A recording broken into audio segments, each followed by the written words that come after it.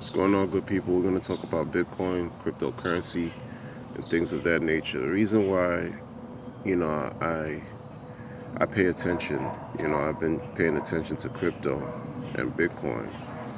It's for a number of reasons. You know, I remember growing up as a child, I had friends who, including myself, we were interested in collecting things that we like baseball cards, certain types of toys, even comic books. And the idea was, if you take care of your collectible items, you as far as the cards, you have them well encased, maybe in a hard plastic cover, or comic books, you have a cardboard covering, you put it in this sheet plastic over it, or a plastic insert the comic book in a plastic bag, and if it's a rare edition, over time it would accrue in value, and you can sell it at some point in the future for a higher price than when you bought it. They were scarce. The idea of scarcity and high demand and low availability, creating scarcity, is what helped to add value to whatever it is that, whatever card, etc. But it's not the same like with Bitcoin, but in certain aspects, when you're talking about scarcity of the Bitcoin, that's what I find very, very interesting by itself, among many other aspects, when you're talking about fundamentals and different aspects of cryptocurrency, which also attribute to its unique and game-changing potential and element and use case. The scarcity alone, the low supply, once there's high demand, once the high demand is created, just by virtue of having low supply, that's all that can tell you already that the value, the monetary value relative to US dollar will skyrocket. There will only be 21 million ever mined, as far as produced. Crypto is made up of, especially Bitcoin, is made up of mathematical equations and formulaic equations. There will only be 21 million ever created. There are now 7 or so billion people on Earth, on this planet. I've read somewhere that there are about 30 million millionaires in the world. 30 million millionaires. If there's only 21 million, and out of that 21 million of Bitcoin that will ever be mined, if, let's say, each of those millionaires would want to acquire one Bitcoin, they wouldn't be able to even have one. So what does that tell you about what's going to happen to the price? Not to mention how maybe 3 to 4 million Bitcoins, have been lost, can never be retrieved for whatever reason. I mean, I've seen documentation and footage of people complaining about how they can't retrieve or find their computers. They were, they had acquired a bunch of Bitcoin, and they got rid of the computer because they kept it on their computers or exchanges that were hacked. They lost their private keys.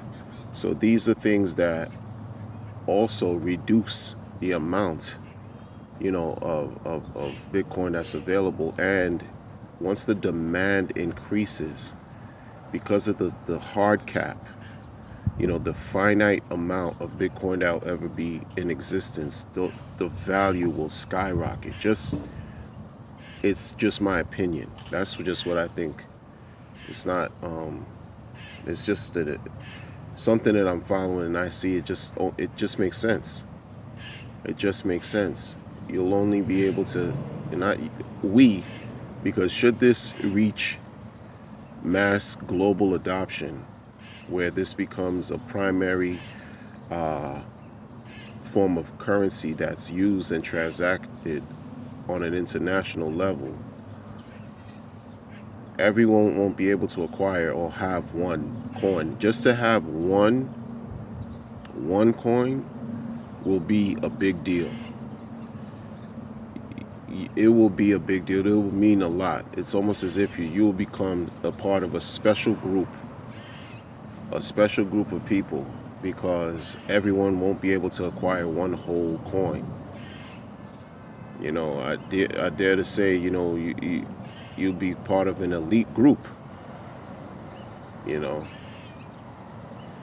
separating yourselves from the masses, because that's why. And what I find even more interesting, and this is why information and acquiring information is important and powerful, and learning about this is powerful, because again, in the beginning stages of Bitcoin had no value. From what I'm understanding, it had no value whatsoever, because people didn't take it seriously. Like the first year or so, the year and a half, it had no value. You had individuals who were trying to break in or hack into the blockchain, testing it out, really trying to find out what this is about and how it works. Once they understood that they could not hack into the blockchain, this immutable, unchanging blockchain, now you see the value it started to acquire, maybe a fraction of a cent, less than a penny for one Bitcoin. Today it's an average of $5,000 per Bitcoin. And then once the value started to, once it started to people started to create value, because you need community, right? You have the technology in place, now you need the community, some marketing. But once it started to accrue value, now, because everything is recorded on the blockchain and it's irreversible, in order to sort of prove that a transaction took place, it can be verified, because a person can't deny that they received something if it was sent to them, because it's all captured on the blockchain. It's all captured on that decentralized ledger that anyone can access and see at one point. Especially if you have nodes, if you keep a copy, if you have a node, a Bitcoin Core node, you are actually, you have a copy of the actual blockchain that is being used by way of any type of transactions taking place with Bitcoin. So verification also added to the value of Bitcoin. Owning your own private keys also places you in a special position, because now you have proof of what you own, because you have your keys in your hand. You're not leaving your Bitcoins on an exchange that's often hacked. The exchanges are hacked when you leave your Bitcoins on exchanges, and that's like leaving it with a third party, which is what crypto is not about. Leaving your money in the hands of a third party. They have the keys. You don't own your Bitcoin. You relinquish your rights to these exchanges that can easily be hacked, and they're hacked all the time. But it's these types of principles and the scarcity, that thing right there is what will drive. I'm telling you, like when you see these numbers that people talk about, that it will, so many numbers that people are predicting. No one can, really predict or foretell what's going to happen with the price, but could already tell it's going to drive the price upwards, because there won't be enough to go around.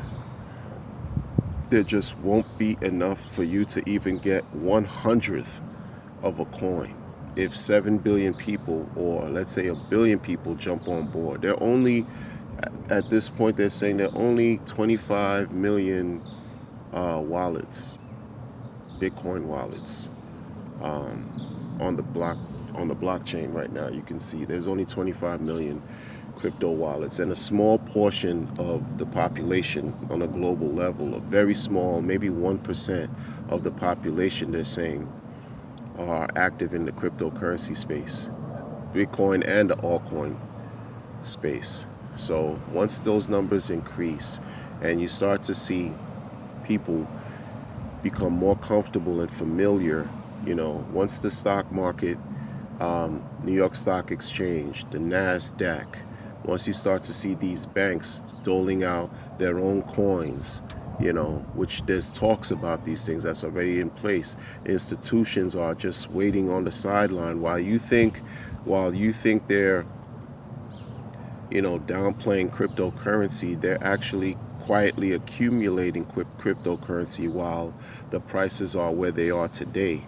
Especially in 2018, these things were taking place because of the bear market. Crypto was down at minimum 80%. The entire market was down negative 80%, some even higher.